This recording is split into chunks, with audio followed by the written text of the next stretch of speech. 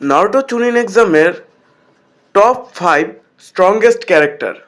আমরা এর মধ্যে যারা যারা চুনিন এক্সামে অংশ নিয়েছিল তাদের কথাই বলবো। নাম্বার 5, শিকামারু নারা। শিকামারু বুদ্ধির দিক থেকে অনেক শক্তিশালী ছিলেন। তার শ্যাডো পজিশন জুৎসু এর মধ্যে তিনি শত্রুদের কৌশলগতভাবে পরাজিত করতে পারতেন।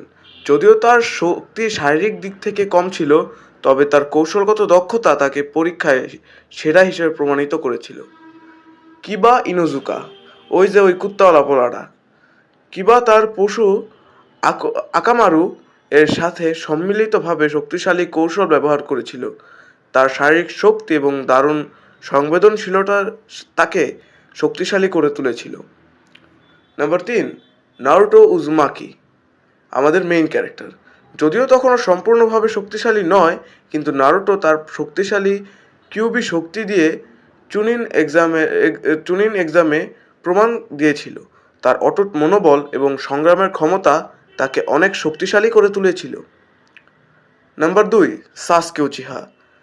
সাসকে একটি উচিহা পরিবারের সদস্য, যার মধ্যে শারীরিক এবং আধ্যাত্মিক শক্তির পাশাপাশি শারিঙ্গান ছিল।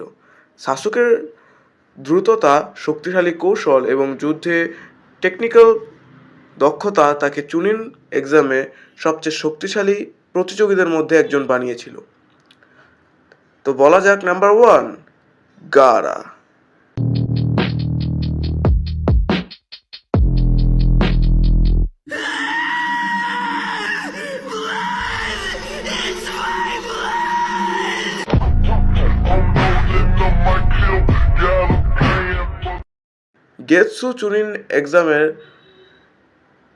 গারা চুনিন এক্সামে সবার থেকে শক্তিশালী ছিলেন। তার দেহে চক্রের শক্তি ছিল এবং তিনি মরুর পুতুলের সাহায্যে প্রতিপক্ষকে পরাজিত করতে পারতেন। গেতসু এবং তার শক্তিশালী প্রতিরক্ষা কৌশল তার শত্রুদের মধ্যে বিপজ্জনক ঘটিয়েছিল।